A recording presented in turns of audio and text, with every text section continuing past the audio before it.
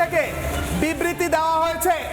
United আরব Emirates, সংযুক্ত আরব আমিরশাহিদ তারা বিবৃতি দিয়েছে। দুবাই দোহায় হামলা হয়েছে সেই কথা স্বীকার করেছে একদিকে, অন্যদিকে ইরানের একাধিক ড্রোন ধ্বংসের দাবি জানানো হয়েছে। হামলায় কোনো হতাহতের খবর নেই বলে সংযুক্ত আরব আমিরশাহিদ তরফ থেকে জানিয়ে দেওয়া হয়েছে। ইরানের হামলা নিয়ে বিবৃতি দিল সংযুক্ত আরব আমিরশাহিদ।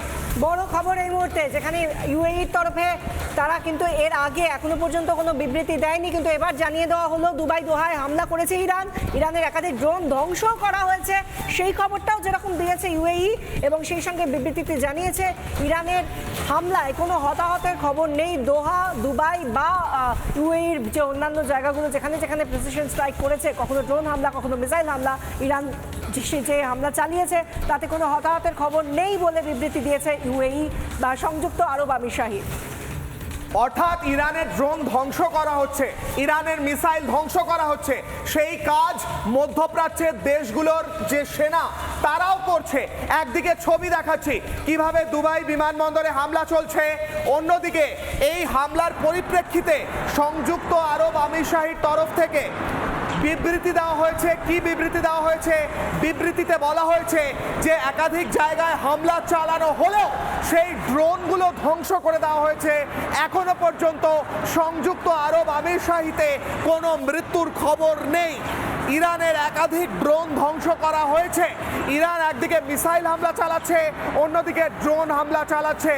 আয়াতুল্লাহ আলী খামেনির মৃত্যুর পরে ইরান কিন্তু পরপর হামলা চালাচ্ছে মধ্যপ্রাচ্যের বিভিন্ন দেশে, বিভিন্ন শহরে।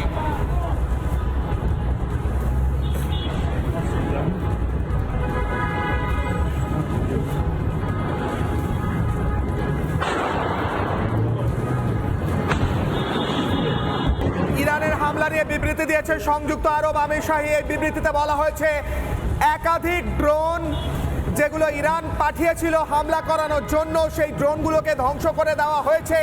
আর অন্যদিকে জানানো হয়েছে হামলায় হতাহতের এখনো পর্যন্ত কোনো খবর নেই। বিগ ব্রেকিং নিউজ, এই মুহূর্তে মধ্যপ্রাচ্যে চলছে ভয়ঙ্কর যুদ্ধ। দুবাই দোহায় একাধিক জায়গায় হামলা চালানো হয়েছে, সেই ছবি একদিকে চলছে, আর অন্যদিকে স্পষ্ট হচ্ছে যে এই মুহূর্তে ইউএইতে এই মুহূর্তে সংযুক্ত আরব আমিরশাহিতে কোনো মৃত্যুর খবর নেই। বিগ ব্রেকিং নিউজ পরপর নিচ্ছে। আমার সঙ্গে সমাদৃতা রয়েছে। সমাদৃতা, মধ্যপ্রাচ্যের সমস্ত দেশগুলোর কোনো না কোনো জায়গায় আঘাত হানছে ইরান, অর্থাৎ মার্কিন বেসগুলোতে টার্গেট করছে। এগুলো কিন্তু টার্গেটেড, তারা কিন্তু থামছে না যতই তাদের হুমকি দিচ্ছে মার্কিন যুক্তরাষ্ট্র। একদমই তাই কিশোর, এবং এটা নতুন নয়, ইরানের পুরনো ট্যাকটিক এটা। ইরান প্রথম থেকে খেপিয়ে চলেছে তার আশেপাশের এলাকাগুলোকে। ইসরায়েলকে শান্তিতে থাকতে দিচ্ছিল না ইরান। একদিকে লেবাননের হিজবুল্লাহ গোষ্ঠীকে অশান্ত করে ইসরায়েলকে অশান্ত করার চেষ্টা করছিল ইরান। পাশাপাশি কিশোর, একেবারে ইসরায়েলি বিজ্ঞানীরা যেখানে যেখানে থাকেন সেই অ্যাপার্টমেন্টে সেই তলা টার্গেট করে ইরান হামলা চালাচ্ছিল, এবং এটা দীর্ঘদিন ধরে হয়ে আসছে। এবং নিউক্লিয়ার ওয়েপনের উপর ভরসা করে, পরমাণু শক্তির উপর ভরসা করে তারা হুমকিও দিচ্ছিল। ইরানের এই ধারাটা কিন্তু নতুন নয়, এবং এখন তো ইরান আসলে দেখবেদেখ শূন্য হয়ে গেছে। আল খামেনি মারা যাওয়ার পরে তারা জানে না তারা এই মুহূর্তে কি করবে।